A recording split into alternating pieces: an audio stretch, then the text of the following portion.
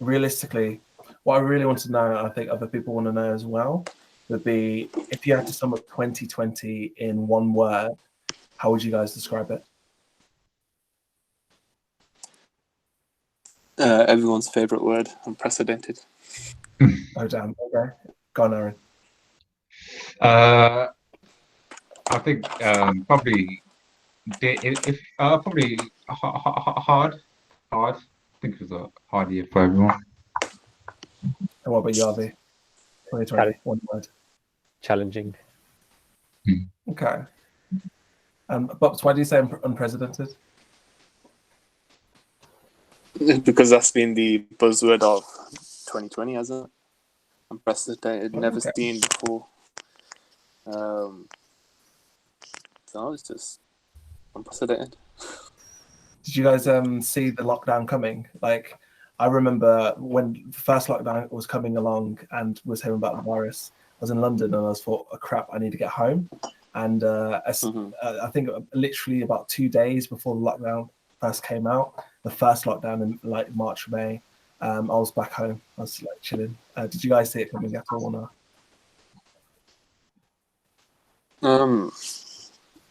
So I was in a weird position with it. Like I thought around February time, I didn't really take it as seriously as I think I should have taken. So I thought, oh, okay, yeah, it's kind of like the other side of the world. It's not really impacting us that much at that time. So I didn't really think we'd end up going into a full-scale lockdown. But it just escalated so quickly over such a short period of time that it was kind of inevitable. And looking back at it with the benefit of hindsight, it's like, how did we not act quicker? And, you know, if we had acted quicker, would we have been in the mess we've been in for as long as we've been in? I mean, do you blame the people then, you know, like the public, or do you blame the politicians? Because the way I look at it, they have the control of the country, don't they? They can lock down airports, they can tell people what to do and what not to do. Or do you blame the public going out and partying? I'd put it on the government. Yeah, so would I. Because you look at Australia, you look at New Zealand and the way their government responded. I know they're a bit unique in that the density of their population doesn't compare to the United Kingdom. So it's a bit harder to control, but at the same time, if they had locked it down, say at the start of March when it started to become a thing over here, for a month, they would have slowed down the transaction of that, the transmission rather of the virus, and we could have enjoyed a less restrictive 2020 than what we had. If we had, and you look back at some of the stuff that was coming out in March from Boris and all his, and the rest of the government, shaking hands with people, not cancelling large-scale events quicker, all that sort of stuff. So I think you'd pin it mostly on the government, and then I think later on in the year we've seen people not follow restrictions and guidelines.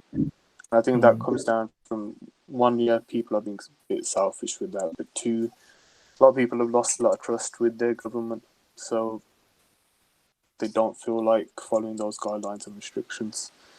So they do go hand in hand, I think, but I would definitely say the government have to, take on a lot of responsibility. And Avi, would you say we are fitted well with? Would you say we're fitted well with Boris at all? With Boris, do you feel like he's the right leader that we have at the moment? The guy I don't who can think lead us.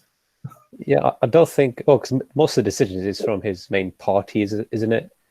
But in terms of him as a leader, because every time I see him on the news, he's not that guy. He doesn't present himself well.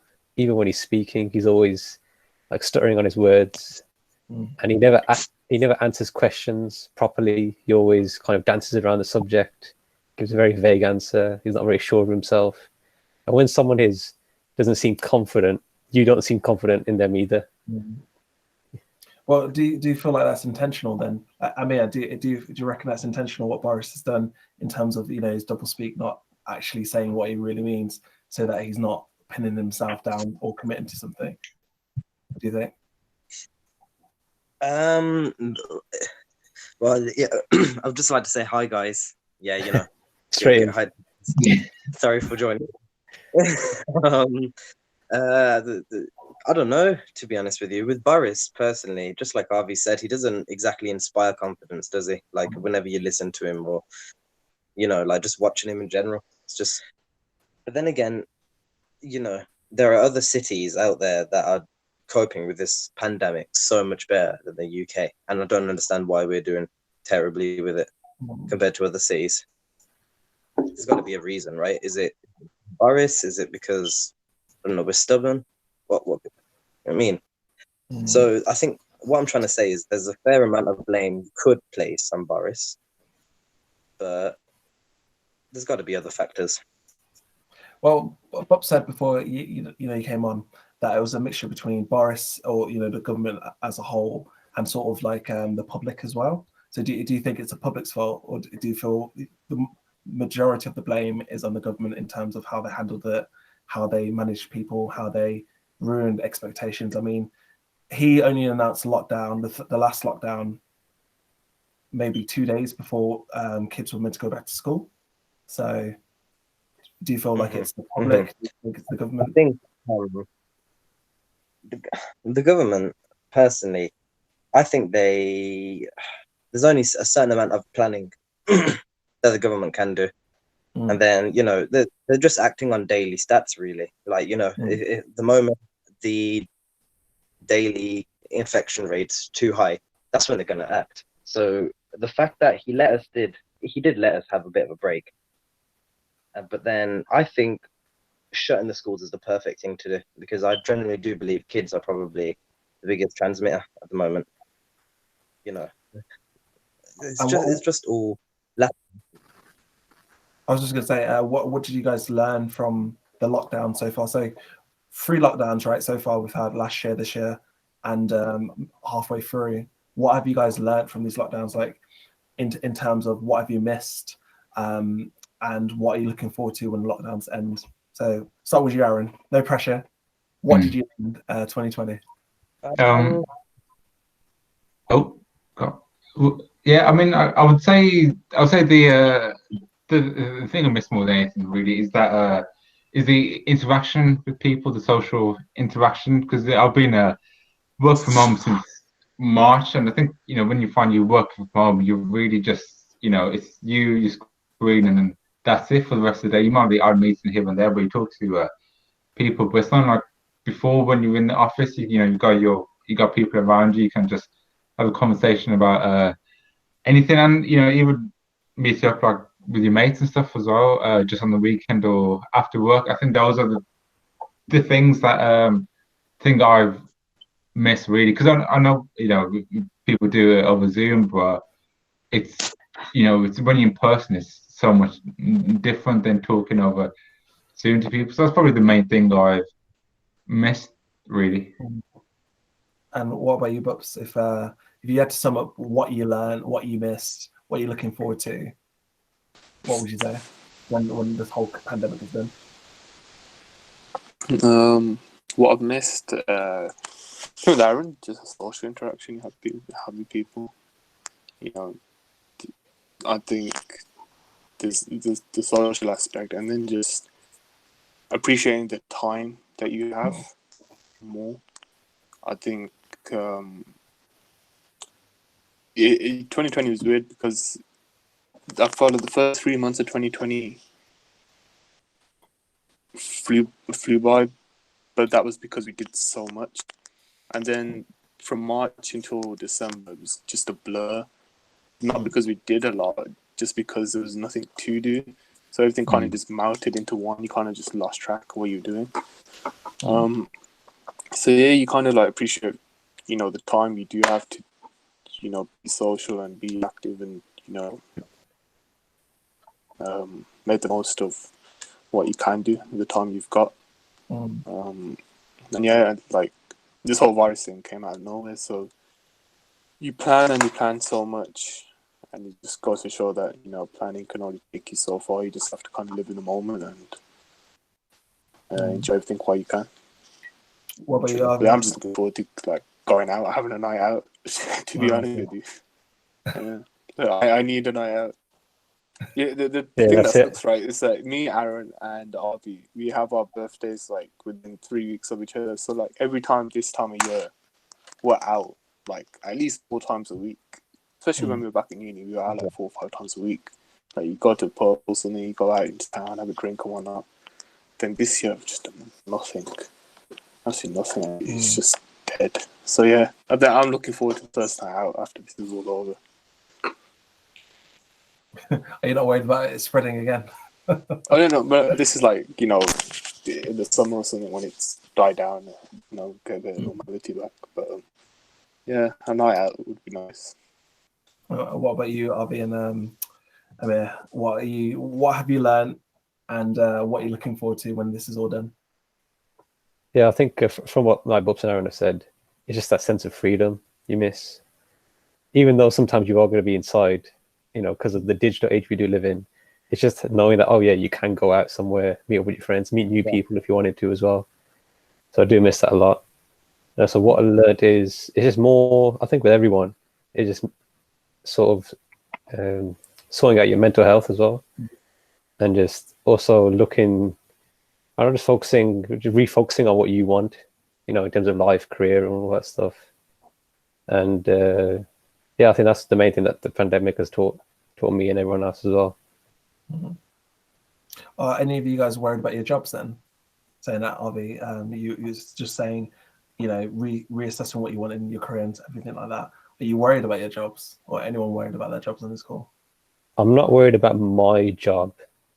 I'm sort of questioning it, thinking, is this what I want to do for for that much longer? Do I want to do something else, find something a bit more interesting or whatever, rather than just being safe in that one job? No, I hear that. What about you, Amir? What have you learned, and what are you looking forward to? Like, as soon as we're free, what are you looking forward to doing? To be honest, okay, what I've learned is during a pandemic,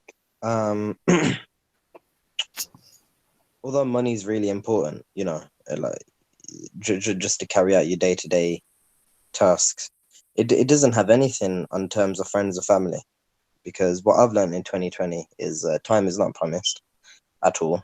It doesn't matter how young you are. It generally is just not promised.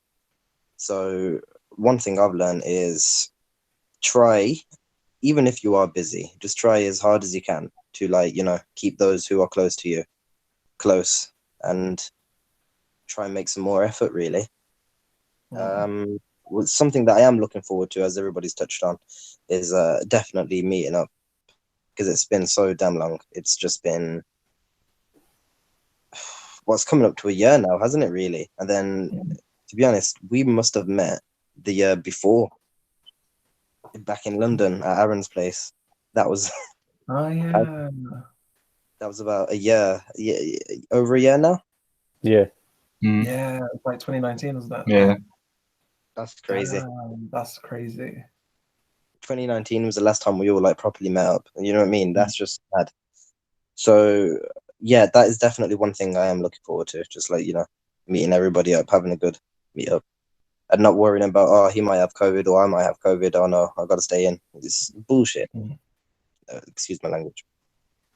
I don't personally know, because I haven't been keeping up with everybody, but I wanted to ask about dating life in 2020 during the pandemic. And I see Aaron looking away. So I just want to know, especially with meeting, new people, new girls and everything like that. Has it been difficult? Have you gone on dates during this period? And has it changed? Are you doing any chatting online? Are you talking to each other on WhatsApp? So I'm going to start with Aaron, because I can see he's ducking away from this. How's dating 2020? Yeah, it's hard, really.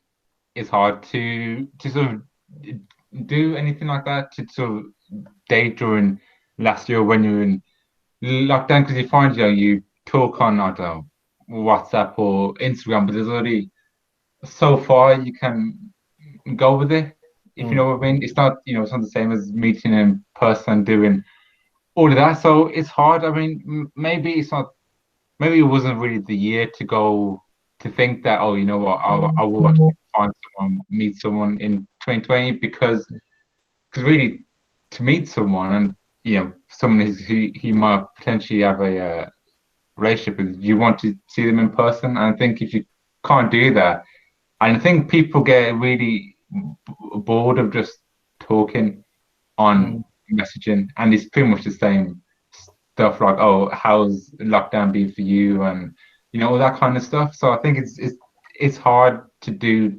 dating and stuff in lockdown, but yeah. Would you say your DM game has got stronger since this whole lockdown? Because I imagine you're just messaging like, hey, probably even starting with like an opener like that, but do you reckon it's got better? Do you reckon it's about the same?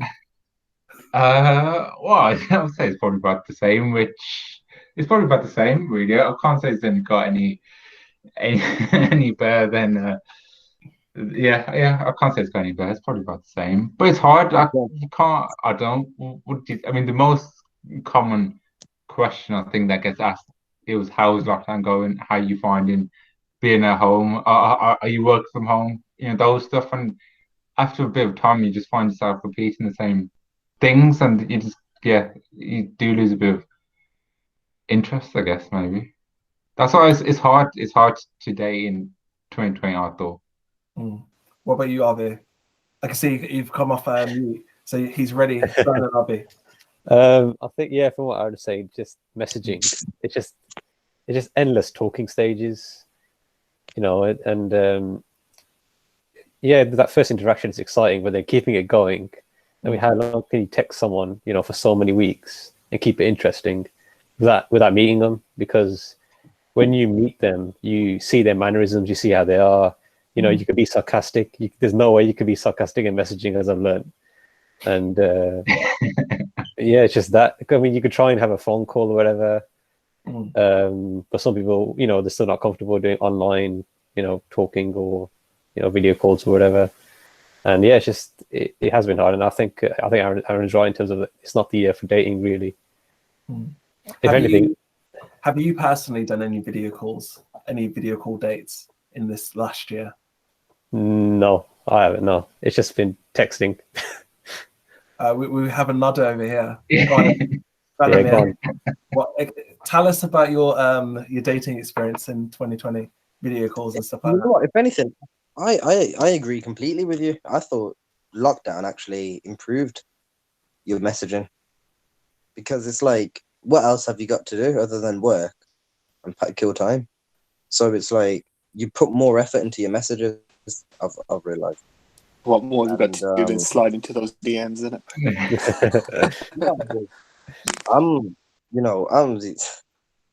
Okay. For example, I met my one during lockdown, so it's one of those ones where it was like, it could have gone either way. Like, did lockdown help the fact for us to meet? Maybe. Who knows? All I do know is lockdown or not, I still ended up in a relationship. So wait, have you actually met her? Yeah, loads of time. Are you saying now on this podcast right now you've broken rules to meet up with this girl? Is that what you're saying? No, of course not. Social distance. I met her through a glass door. And,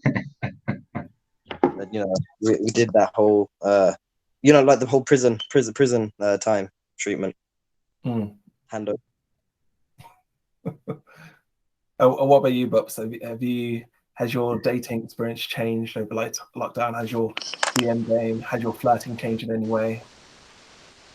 Oh, I'm so over it. I'm tired of talking stages.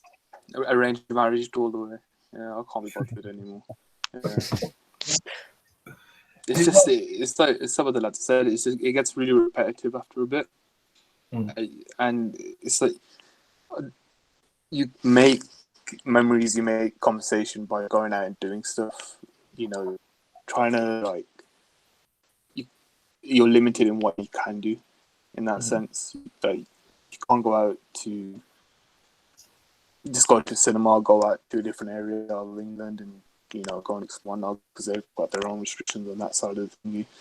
So it was difficult to kind of keep it interesting and engaging for that long. We've been in this situation for 9-10 months now.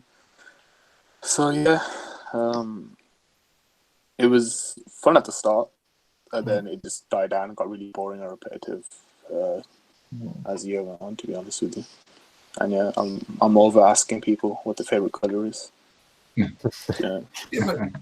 Surely for, you know, like a lockdown date, or social distance date, you could just go get some coffee and go for a walk in the park or something. Have you tried that? Any of you guys tried that, or is it too simple to do? No, I don't drink coffee, so can't relate. We still got sorry, we got another nodder. Go on, Amir. Walk us through your experience. No, I pretty much I've explored everything you can do during a lockdown. So drive-throughs, restaurants that eat out to help out. You know what I mean? It's just I've literally did absolutely everything during lockdown. We even drove to a different city just to see the city. You know what I mean? It's just I don't actually know what else to do other than something which is like years down the line. Fair enough. I mean, for myself personally, especially like with my partner, I met up with her today. We just went for a walk. We just walked around the area, went for a walk around the park, got some Nando's, and just it's not a lot that you can do. Literally nothing. Like exactly that. Exactly. There's fuck all. I mean, the most excitement I've had in recent times on a date was when it's gonna be sad to say, but when it was time to drop her off, took her back to a car, and then it was just snowing a couple of weeks ago. Last weekend. So no, not even to be romantic. It's just there was a bunch of let's just say car enthusiasts in the car park, just there, just like doing loads of donuts and shit. It was really fun. This and then there's like about at least 100 people there, at least in a massive ass car park. So yeah, that was like the closest I've been to in recent times to how it used to be before lockdown. So yeah, that was a little nice reminder. Other than that, though, I can't wait till this whole bullshit debacle to end. To be honest, have you guys missed, because you know, based in Birmingham, have you guys missed the German markets at all, or you just like? Not see. It's German markets are a bit boring, but it's just going out and doing that as a, you know, just like a Christmas tradition sort of thing. You just go out at least once or twice with your mates, have a beer, have a hot dog, and do that. It's just a Christmas tradition that you can't miss. But I think that just applies for everything now. That this year, so you missed your birthday. You've had that every year. You've missed religious celebrations because you know you can't go do this and that. So yeah, it's just everything though, really. It's just weird not having it there, or to that level, to that extent. What were you going to say, Aaron? I was going to say the same thing because it comes back to that, social interaction. The Joe marks they're okay. Yeah, you can go get a drink and get some food or something, but it's about having the time with everyone, really. I mean, I know we've been before when we would go there. Then maybe we go to somewhere else for a drink or something at a bar or get some food at a restaurant. Things like that. It's like something to do with your mates and stuff. So that's probably the only thing I miss about it. Really. So if you guys were going to say then, let's say 2020, crap year, moving forward, are you guys optimistic for 2021? 9 days deep, we had the American news of, those rednecks storming the Capitol building. Are you guys optimistic for 2021, or do you reckon it's going to be pretty much the same sort of thing? Yeah, I'll say I'm optimistic. Hopefully this a vaccine gets rolled out to everyone and we can go back to some sort of some like maybe like how it was before. It started. So yeah, I mean, you can almost see a way that it can not end, but where life gets back to some sort of not normal.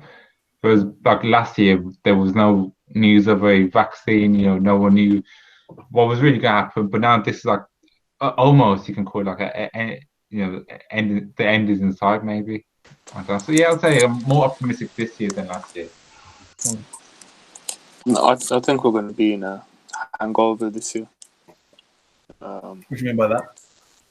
So, but the hangovers already started. I mean, we're already in another national lockdown. So I think while the vaccine's being rolled out over the next 3-4 months, we're still going to be facing all these restrictions. We're still going to feel the effect of COVID. And then I think come summer, that's when we'll start to see society go back to normal-ish. But I still think we'll be dealing with this up until 2022. But the financial repercussions, we'll be dealing with this for another 5-10 years. We're still living in a false economy, and then I think come once everything settles down and tries to get back to normal is when the actual economy will start to collapse a bit on itself. And then Brexit as well. Yeah, that's another thing. So I think, like I said, I think we're living in a false economy because we've, printing money, we're trying to support the market as much as possible. But there's going to come a point where that stops, and then we're going to feel the real repercussions of that. And I think, we'll be feeling the financial impact of this for another 5-10 years. But you sound optimistic, and I'm loving it. I'm loving the optimistic tone. Sounds great. Yeah. You try to stay optimistic, but you got to be realistic as well. Because I think we're all at a stage in our life where we're, looking at it financially and where we want to be with careers and with our housing situation and whatnot. So you need to be a bit realistic and do a bit of financial planning in that respect. Because I think before this, it was just kind of like, the money will come. If I've got a job, I'm fine.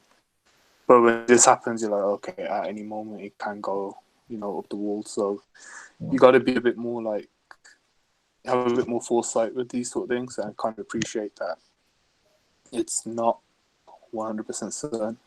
So yeah, try to stay optimistic, but you got to be a bit realistic as well at the same time. 100%. Avi, are you feeling optimistic, or do you reckon it'll be pretty much the same sort of year?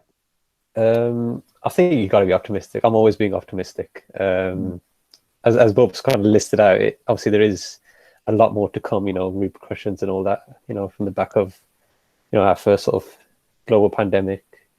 But yeah, I think everyone now, I think you just need to be prepared a bit more, because you could be in the safest position, but anything can change. So yeah, I think you just got to be more prepared, so that you can just, make yourself more optimistic and know that you're safe. And take it by day, really. What would you say to a kid, because we all went to university, what would you say to a kid that just left university, or, just left the crap pandemic university situation, and he's entering the job market now, or she's entering the job market now? What would you say to that person? What would you say? Because they've just come out of a really terrible final year to this job market at the moment. What you guys are all employed. What would you say to them? What I would say is, obviously for graduates, this is probably the hardest sort of, for these graduates, it's going to be the hardest for them compared to how we had it. But they also got to know that every single one of them is in the same boat. They're all looking for jobs. And thing is, I think there will be companies who are still looking. There are still jobs out there. But also, I think you got to, come out of your shell a bit more and experience different things, not just follow that one, same route. You got to have different paths lined up. And also what I've seen is that people have been more creative in terms of applying for jobs. It's not just that, just the one CV. It's more like, having, video interviews, or making a portfolio, what have you. So it is to tell you the truth, it is going to be hard. But once you've gone through that hard work, it will be worth it. Just to follow on what I was saying, it was hard enough anyway graduating out of university for us in a normal situation. But I think so. It'll definitely be tougher for those graduating now. But what I will say is that we were kind of like in a robotic cycle with university. Like you do your 3 years, come out, you graduate, you find a graduate job. But I think what this has done is given an opportunity to those people, because most of them staying at home and studying from home. It's given them an opportunity to, like Arthur says, develop the skills, find new interests, and develop in a different way that probably makes them a bit unique. Like, I think we will, some of us anyway, and people at the wider population picked up new skills during the lockdown. So there's ways of diversifying yourself. People started their own businesses at home, online businesses. So I'll just say be proactive. University isn't the beginning and the end of your career. There's other ways to develop and get out there. So just because I touched on this before, and Amir sort of said he did, but he didn't. Have any of you guys broken any of the lockdown rules? And I think personally, if I'm going to say hand on my heart and reveal a little bit about myself, I think personally, as long as you're following common sense rules, as in you're trying to be socially distanced as best as possible, it's okay to break rules if they don't make sense. So I would give you the best example is, meeting my partner during lockdown when everyone's like, oh, you can't go out, you can't do stuff. I did meet up with my partner to make sure that she's okay mentally. But have any of you guys broken any rules or got a haircut when you're not meant to get a haircut? Go for it. Yeah, I have. Well, what exactly did you do? Okay, for example, got a haircut during lockdown. What else? What else? Met with my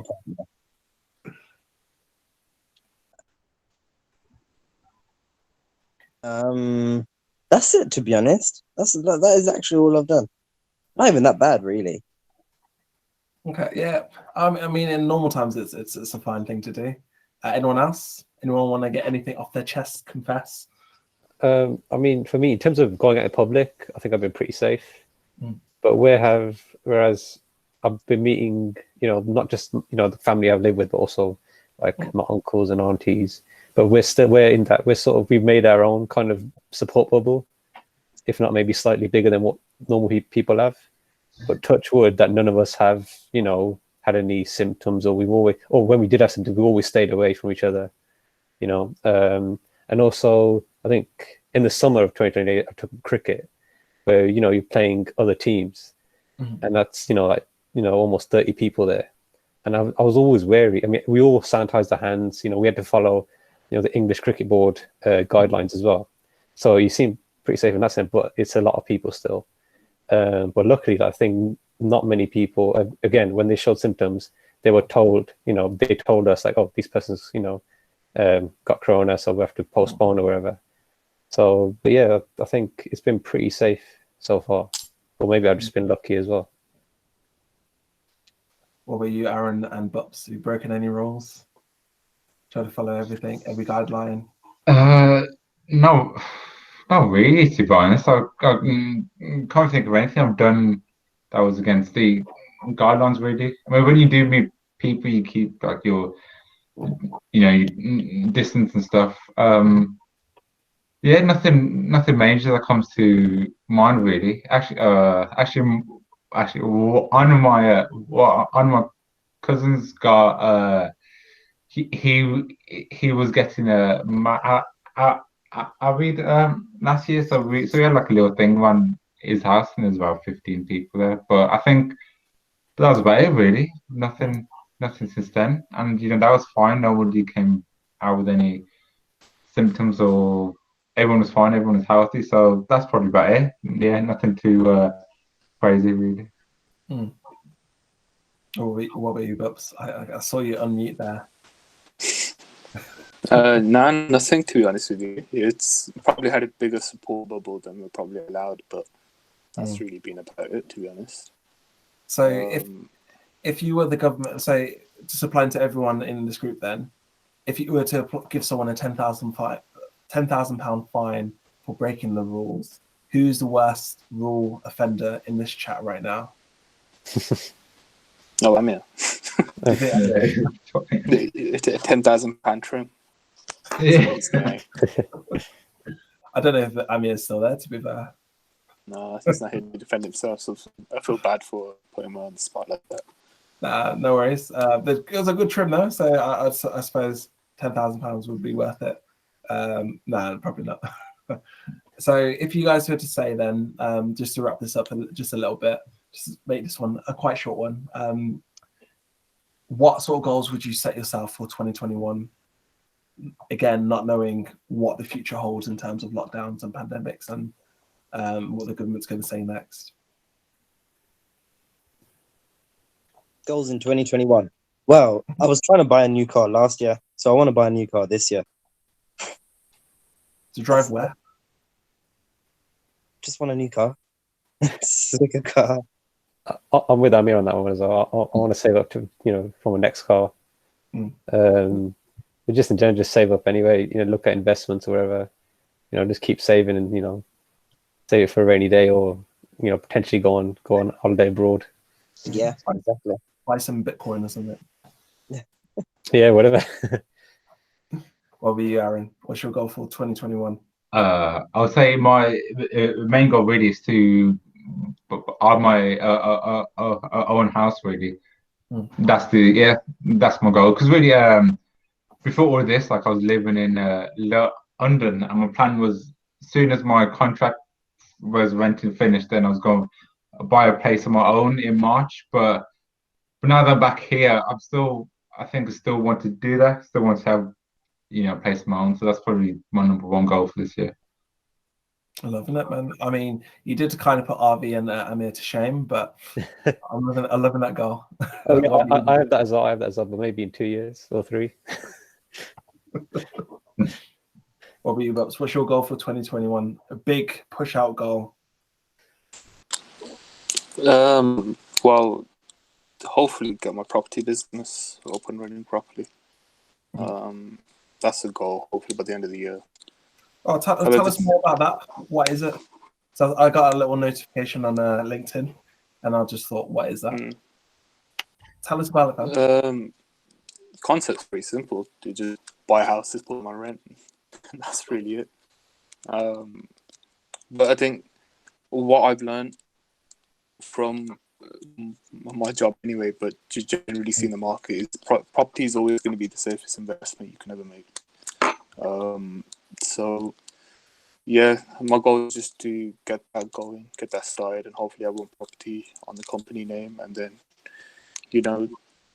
after a couple of years save up from that, take equity out, and then buy another property, and just keep repeating that cycle, and then hopefully that becomes self-sufficient enough where I don't have to work for anyone else and just do my own thing. So yeah, that's the goal. Hopefully by the end of the year have that up and running and see where it takes me. Loving it, man. It just means that I think you guys are ambitious, young individuals, and you should hit all those goals, to be fair. I think for myself, it's just getting a place with Taylor. Again, see where my job takes me as well. But I think we've been really fortunate in terms of we're able to work from home, because I know, especially with Bubs, we used to work, in the supermarket, and we'll be in dealing with the public. We're not doing that as much so far, which is great.